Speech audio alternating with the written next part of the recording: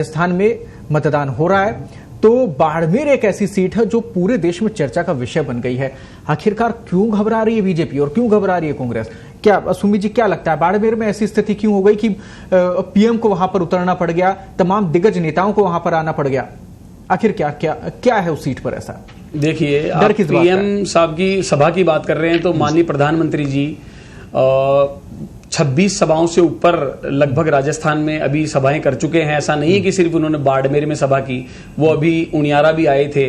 बिल्कुल उन्होंने कई जगह राजस्थान में सभाएं की है। और उस सीट की पर्टिकुलर की बात करते हो तो बिल्कुल एक ये लोकसभा का चुनाव है जो विधानसभा से लगभग काफी बड़ा होता है। एक लोकसभा में लगभग 8 विधानसभाएं एवरेज सीटें आ रही है। तो ऐसा नहीं है कि रविंद्र सिंह भाटी जो आप कह रहे हो कि कहीं बिल्कुल त्रिकोणीय मुकाबला जो बता रहे हैं, ऐसा बिल्कुल भी नहीं है। मैं आपको बोलूंगा कि लोकसभा का जो प्रत्याशी होता है वो राष्ट्रीय मुद्दों को लेकर के दिल्ली में जाते हैं और निश्चित रूप से और उसके लिए जनता को वोट करेगी। और पिछले 10 सालों में जो माननीय प्रधानमंत्री नरेंद्र मोदी जी ने विकास के कार्य किए हैं, जनता बिल्कुल बखूबी जानती है। निर्दलीय कैंडिडेट से इतनी घबराहट क्यों?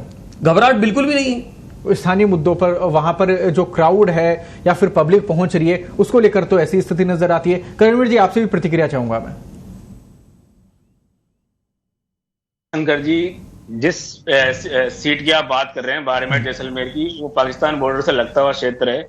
वहां पे व्यवस्थाओं का इतना अभाव है। कांग्रेस पार्टी ने वहां रिफाइनरी और नहर जैसी परियोजनाएं लाकर उस क्षेत्र को, उस आम जनता को, उस जनजीवन को मुख्य धारा से जोड़ने का कार्य किया। वहां रोजगार जैसी चीजें उपलब्ध कराई। हमारे साथी बैठे हैं। जनता वहां दुखी किस लिए है? रविंद्र सिंह भाटी जिस निर्दलीय की बात कर रहे हैं, जिसको ये बार बार डिनाई कर रहे हैं, मैं उस युवा का सम्मान करता हूं कि वो युवा आज भी मुद्दों की बात लेके मैदान में, चाहे वो निर्दलीय है चाहे कांग्रेस पार्टी के अपोजिशन में चुनाव लड़ रहे हैं, पर सम्मान इस बात का है कि वो आज मुद्दों की बात कर रहा है। वो किस बात की बात कर रहा है? वो रोजगार की बात कर रहा है, वो पानी की बात कर रहा है, वो जल की बात कर रहा है। ये जिस भारतीय जनता पार्टी ने इस युवा को बरगलाने के साथ साथ 2 बार ठगने का काम किया है। तो कांग्रेस सहमत है? कांग्रेस सहमत है उसको? कांग्रेस सहमत है उनके एजेंडे से? 2 बार टिकट देके इन्होंने वापस उनको पार्टी में एक बार 2 बार टिकट का लालच देके उनके साथ ठगी की है।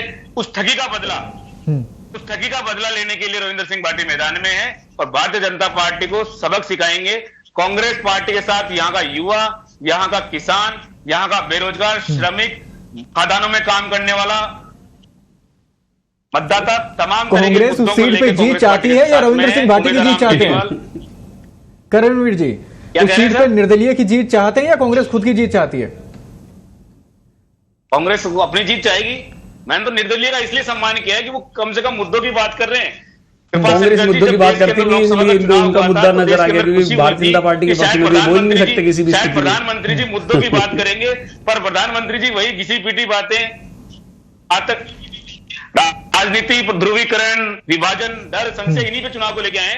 पर खुशी की बात यह है, चाहे निर्दलीय हो चाहे कांग्रेस पार्टी के प्रत्याशी हो, कम से कम वो मुद्दों की बात तो कर रहे हैं। चलिए ठीक है।